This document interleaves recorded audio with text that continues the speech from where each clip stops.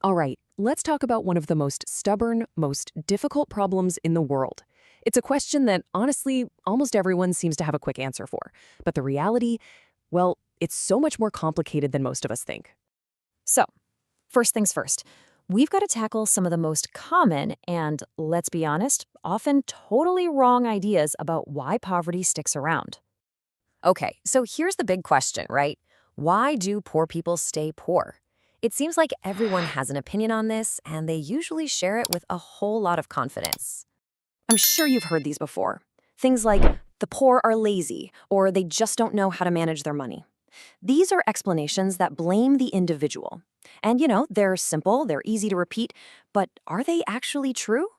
Well, here's the thing. A ton of research is pointing in a completely different direction. It suggests that these old stereotypes are just flat out wrong. The real problem isn't about a person's character or their mindset, it's about a lack of capital, not having that initial bit of wealth you need to even get your foot on the first rung of the ladder. And that idea brings us to a really powerful concept that economists use to explain this whole cycle. Let's break down what a poverty trap really is. So, a poverty trap, it's pretty much exactly what it sounds like.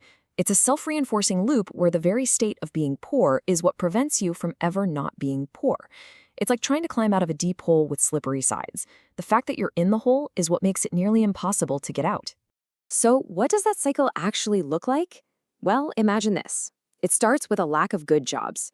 That means you can't afford education or job training to get something better. So you're stuck in that low-wage job, which of course keeps you poor. And the really heartbreaking part, this cycle can just keep going, generation after generation.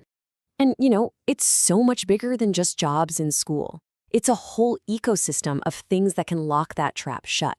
We're talking about everything from unsafe neighborhoods and crime to a lack of clean water or basic medical care. Any one of these can be the very thing that slams the door and keeps it shut. Okay, so if we accept that this trap is a real thing, the next logical question is, what on earth do we do about it? And this, my friends, is where you find one of the biggest debates happening among policymakers today. I mean, if a lack of money is the problem, the solution seems pretty straightforward, right? Just give people money. But it turns out the how is where everything gets incredibly tricky. So basically, two big ideas have come to the forefront. The first is universal basic income, or UBI. The idea here is simple. Give everyone a regular cash payment, no questions asked. The other idea is more surgical, targeted transfers. You try to figure out who's actually poor and give the money only to them. Now, on the surface, targeting sounds way more efficient, right? Why give money to people who don't need it? But here's the massive catch. In many developing countries, tons of people work in the informal sector. Think street vendors or day laborers. There are no pay stubs, no tax records, which means the government has no easy way of knowing who's making what. They're basically flying blind. So to get around this, governments came up with this pretty clever, if imperfect, workaround called a proxy means test. Since they can't see income, they look for proxies, observable clues that can hint at someone's wealth. We're talking about things like, is your house made of brick or mud? Do you own a TV or refrigerator? They use these clues to make an educated guess. Yeah, as you can probably guess, trying to figure out if someone's poor based on the material of their roof, it's not exactly a perfect science. And these imperfections lead to some really, really tough choices with no easy answers. See, anytime you try to target aid, you're pretty much guaranteed to make two kinds of mistakes. First, there's the inclusion error. That's when you accidentally give money to someone who isn't actually poor. But then there's the exclusion error, and this is the one that's arguably much worse. You fail to give aid to someone who is desperately poor and really, really needs it. Okay, so this is where a universal program like UBI really shines. It completely solves one of these problems. With UBI, the exclusion error is zero. No one gets left behind. But, and this is a huge but, there's a major trade-off. If your budget is fixed, giving money to everyone means each person gets a much smaller piece of the pie. And that smaller amount might not be enough to actually help someone break out of the poverty trap.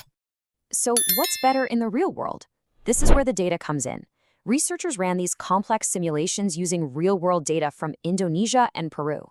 And what they found might actually surprise you. The data show that even with their flaws, narrowly targeted programs actually created more overall good for society than universal ones. Why?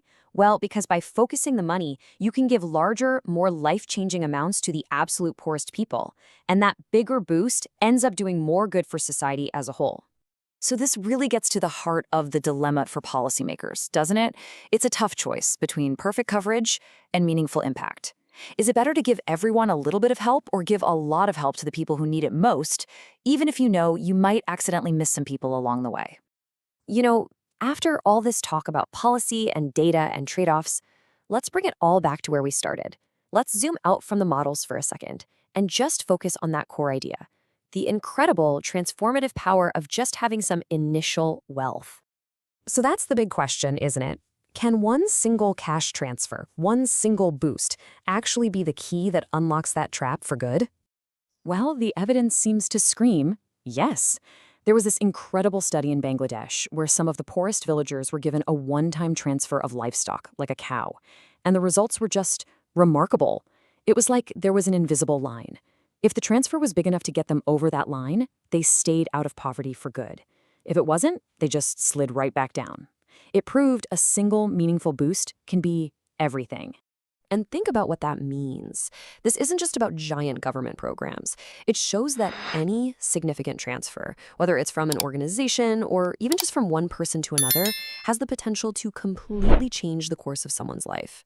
You know, there's a story that captures this perfectly, told by the late, great actor Chadwick Boseman. He shared how when he was a young, aspiring actor, a benefactor, who he later learned was Denzel Washington, secretly paid for him to attend a summer program. Boseman called that single act of kindness a seed of hope. He said, "There is no Black Panther without Denzel Washington." I mean, just stop and think about that. That one gift, that one seed of hope, made Black Panther possible. The ripple effects are just staggering. And so that's where we land. If we know that one single act, one seed of hope, can be powerful enough to break this vicious cycle, then the challenge in front of us isn't just about what to give. It's about wrestling with the much harder, much more profound question.